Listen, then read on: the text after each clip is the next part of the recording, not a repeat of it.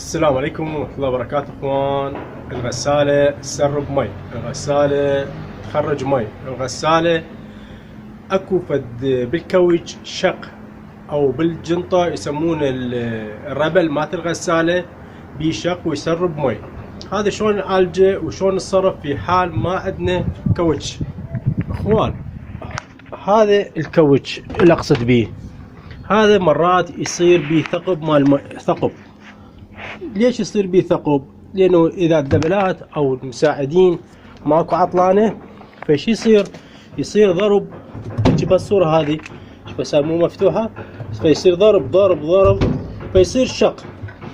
هاي وحده. يا اما مثلا يوجد مسمار مثلا بالملابس وهذا وما خرجته، يعني سبب من الاسباب، او ماي ساخن زايد عن اللزوم فيصير شق هنا.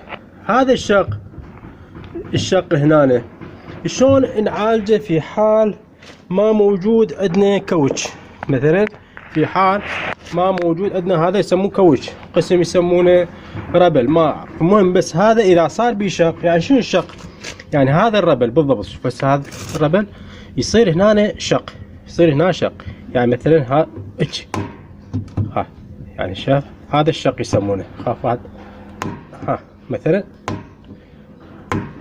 هذا الشق، هذا مرات يصير هنا شق بالصورة هاي.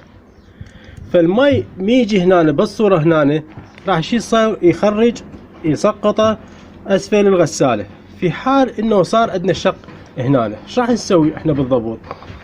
قبل لا هذا راح نفتح الغطاء مالت هذا، وهسه اعلمكم طريقة ثانية ان شاء الله راح تستفادوا من هذا الفيديو.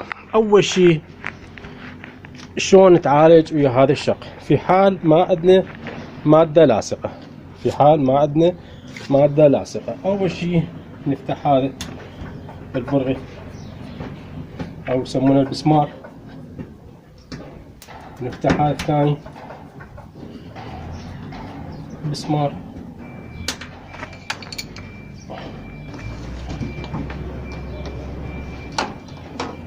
نفتح هذا السلك بهالصورة ونخرج.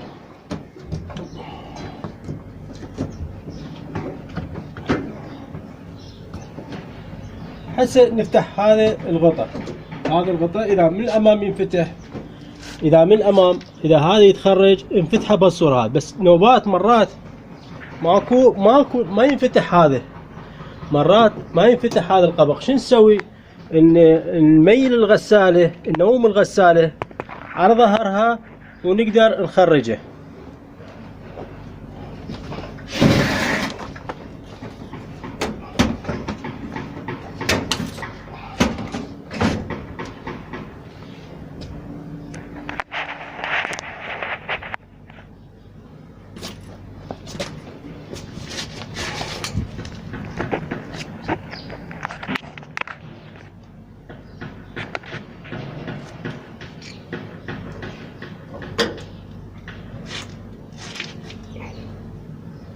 ما ينفتح.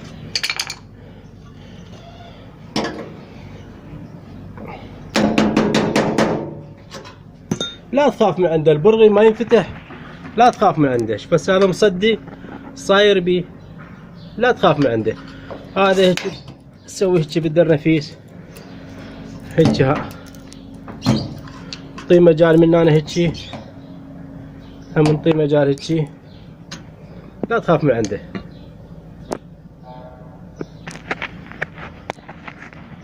وبعدين شو تسوي؟ تضربه بشاكوش حتى شنو يرتاح هيك بالصورة هاي، تضربه بشاكوش. هسه غصبا عليه ينفتح، غصبا عليه ينفتح. فتح. ثاني هم اكيد مزنجر بصدى. خلينا نشوفوا. انا بس انا مش شنو تعرف شلون نضربه.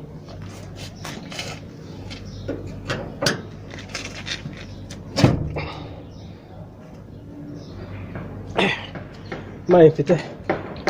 شو نسوي له؟ ضربة خفيفة منه،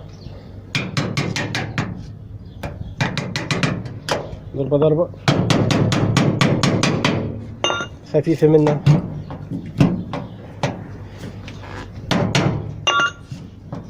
لا تخاف من عنده، لا تخاف، الغسالة لا تخاف من عندها، هي عطلانة.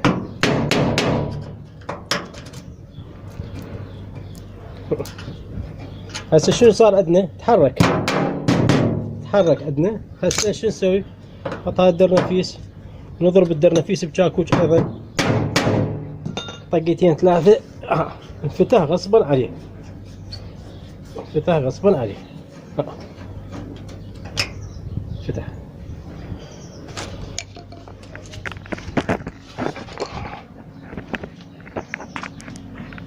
وعندنا هذا البرغي شكله ما بيصدى، انفتح، ما بيصدى هذا.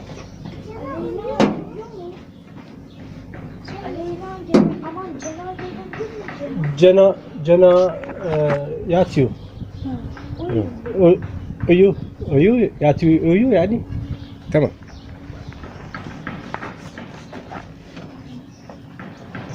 اصدقاء بنتي ذول.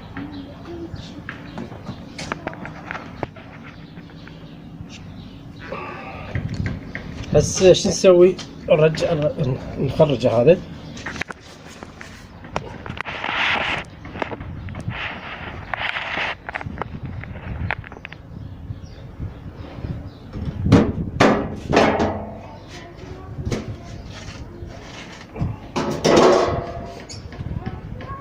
هسه احنا شو نريد نسوي؟ قبل لا نقول لكم لازم نفحص هذا الجلده، ماكو شق غير هذا الشق بس، ماكو غير هذا الشق بس فقط.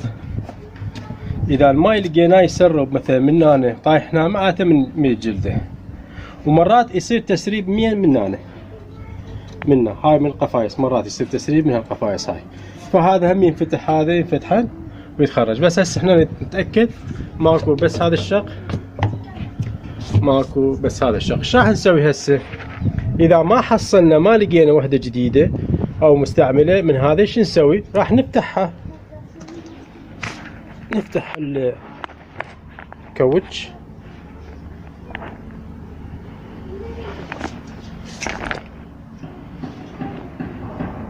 نفتح الكاوتش بالصورة.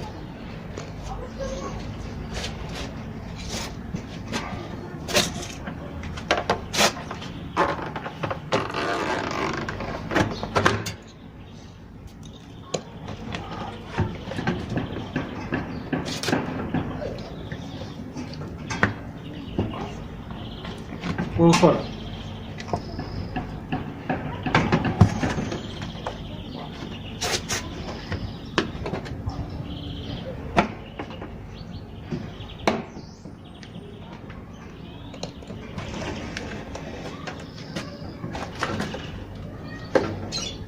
مثل ما تلاحظون الثقب، هذا الثقب، هذا الثقب. شو نسوي للثقب هذا؟ هذا مو كان في الأسفل، كان في الأسفل، راح نخليه بالأعلى، راح نخليه بالأعلى. يعني هذا الثقب، هذا الثقب كان في الأسفل، راح نخليه في الأعلى.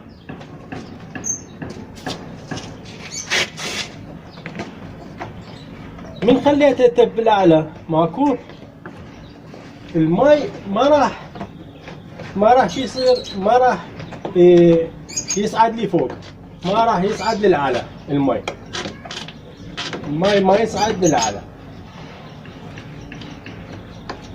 يعني انت تخليه بالأعلى وانت مطمئن.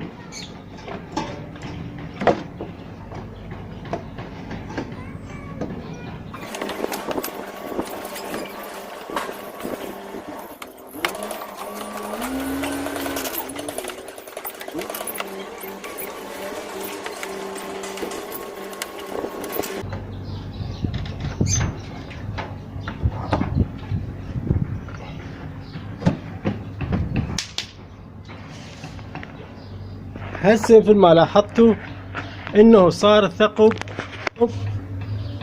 بالاعلى. الماء او الماء اذا صار بالاسفل ما يصعد وين، يعني الماء راح يصير مستوى لهنا، ما راح يصعد لي فوق. يعني هذا اطمئن من عنده.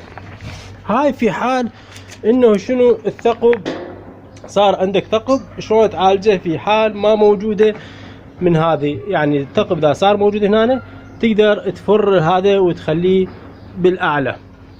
والسلام عليكم ورحمه الله وبركاته.